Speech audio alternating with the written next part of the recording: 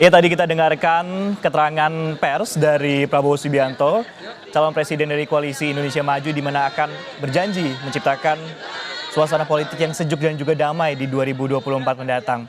Inilah yang memang dinantikan ataupun juga masyarakat tunggu-tunggu.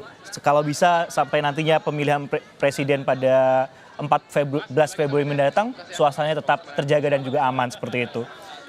Tadi kita berbicara masalah visi, misi, dan program, Mas Oto. Kita lanjutkan. Nah, ini seperti apa? Apakah bisa membawa kemudian elektabilitas ataupun juga menggolkan dari pasangan ini, pasangan dari Koalisi Indonesia Maju ini untuk menjadi pasangan terpilih?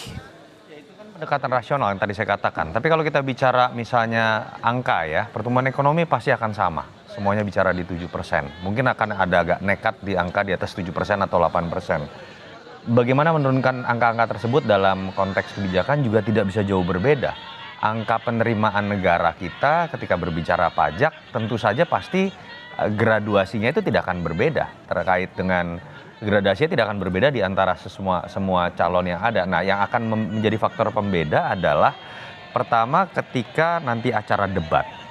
Apakah terlihat ada pasangan yang lebih hatam menerjemahkan secara teknis apa yang kemudian menjadi program yang angkanya mungkin akan mirip-mirip ketika bicara pengangguran, kemiskinan, dan lain-lain. Yang kedua, tentu saja ini udah bicara marketing politik. Bagaimana kemudian kemasan yang mudah dimengerti kepada masyarakat lapisan bawah yang secara kuantitatif jumlahnya lebih banyak, itu akan menjadi faktor pembeda. Dan saya lihat sekarang sudah dimulai nih ketika berbicara gimmick-gimmick yang terkesan populis. Paling ekstrim dulu Caimin, walaupun sebelum sama Mas Anies ya, BBM gratis. Itu ekonomi itu pusing semua gitu langsung, karena di atas kertas tidak mungkin dilakukan. Walaupun dengan catatan waktu itu Caimin kalau tidak salah kalau PKB menang atau Caimin jadi presiden, kan udah tidak mungkin jadi presiden, mentok jadi cawapres gitu ya. Benar. Yang kedua Pak Prabowo ketika berbicara misalnya mengenai makan siang, memberikan makan gratis kepada siswa sekolah misalnya, itu juga gaya-gaya karakter populis.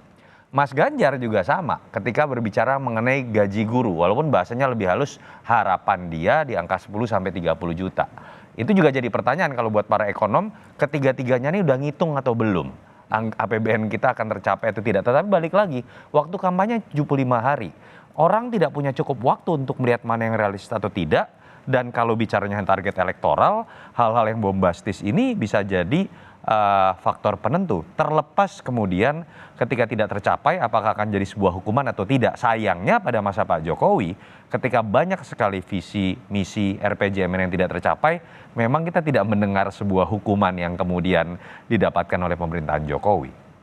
Oke, hal-hal bombastis ini yang menjadi highlight juga. Nah, kalau dari Koalisi Indonesia Maju untuk mempersiapkan hal-hal bombastis, tadi kan juga Mas Toto juga sempat bilang terkait makan gratis juga untuk siswa sekolah. Ini sudah dipersiapkan tidak di dalam masa kampanye nantinya? Koalisi Indonesia Maju sudah menyiapkan visi misi capres cawapres secara resmi ke KPU dan nanti akan dieksplorasi di dalam perdebatan capres cawapres dan juga akan kita sosialisasikan di dalam tahap kampanye.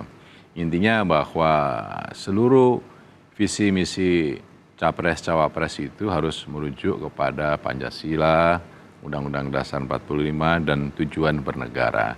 Nah, masing-masing tentu memiliki aksentuasi yang khas, yang unik sebagai target untuk prioritas 5 tahun ke depan. Nanti akan kita bahas soal itu. Intinya bahwa program-program yang yang akan dicanangkan oleh seluruh capres cawapres termasuk Pak Prabowo dan Mas Gibran ini akan menjadi diskusi yang menarik karena Pak Prabowo tadi sudah menawarkan kita akan berkompetisi, adu ide, adu gagasan, adu pemikiran, tidak adu fitnah, ya kan?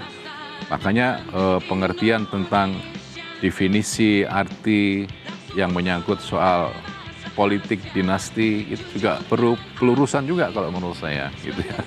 Jadi kalau politik dinasti itu kan sebenarnya proses sirkulasi kekuasaan berdasarkan kepada garis keturunan warisan atau darah.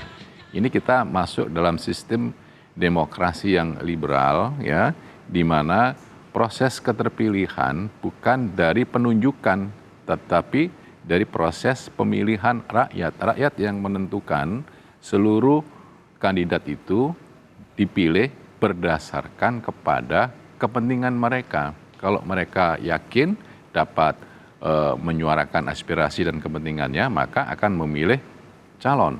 Jadi calon yang dipilih itu adalah calon berdasarkan kepada suara terbanyak. Beda sekali kalau kemudian dalam sistem monarki, bahwa yang akan menjadi pengganti dalam proses regenerasi kekuasaan itu adalah berdasarkan kepada garis turunan darah atau warisan keluarga. Jadi secara teoritis perdebatan soal politik dinasti dalam sistem demokrasi itu menjadi tafsirnya macam-macam, Mas Toto. Ya. Tafsirnya macam-macam. Tapi kalau saya meyakini Indonesia ini adalah sistem demokrasi, ya, demokrasi Pancasila, di mana para calon apapun dasarnya, backgroundnya, apakah dia anak raja, anak presiden, anak guru, anak buruh, itu kalau dia tidak terpilih secara elektoral, dia tidak akan menjadi pejabat negara, tidak dipilih menjadi pemimpin gitu. Karena proses keterwakilannya itu berdasarkan kepada suara rakyat langsung, di mana prinsip demokrasi itu adalah one person, one vote, one value. Setiap suara itu menjadi penting dalam proses demokrasi. Nah, itulah yang membedakan kalau menurut saya definisi arti politik dinasti dengan sistem demokrasi. Jadi sistem demokrasi itu tidak bisa menerapkan politik dinasti.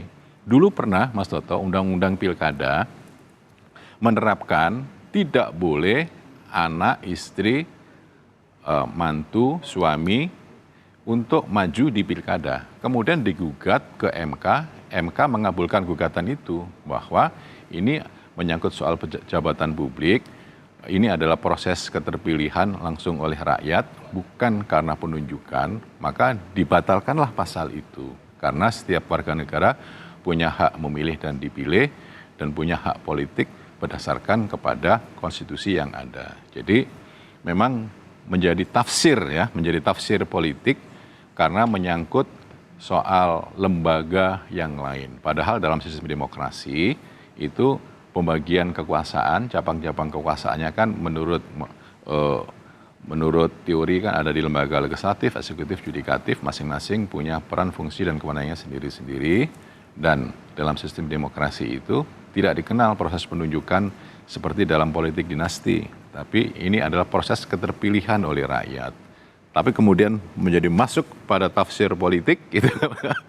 Tafsir politik sehingga seakan-akan Gibran ini melanggengkan politik dinasti. Kalau misalkan Mbak Puan yang putri yang maju, putri dari mantan presiden, apakah juga bisa disebut politik dinasti?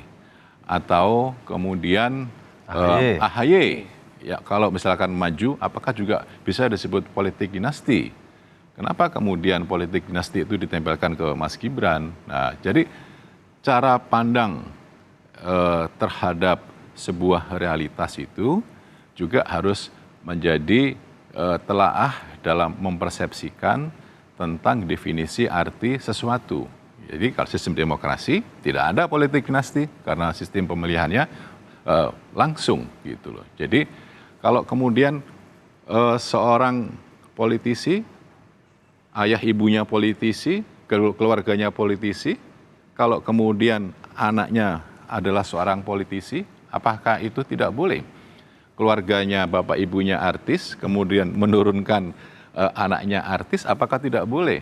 Bapak ibunya seorang pegiat sepak bola, olahraga, menurunkan anaknya yang giat olahraga, apakah tidak boleh? Apakah itu disebut dinasti? Ya enggak juga. Gitu. Oke. Bang Yoga, kita akan jeda sejenak. Breaking News Kompas TV, pendaftaran Capres dan juga Cawapres di Komisi Pemilihan Umum Republik Indonesia. Kita akan kembali sesaat lagi.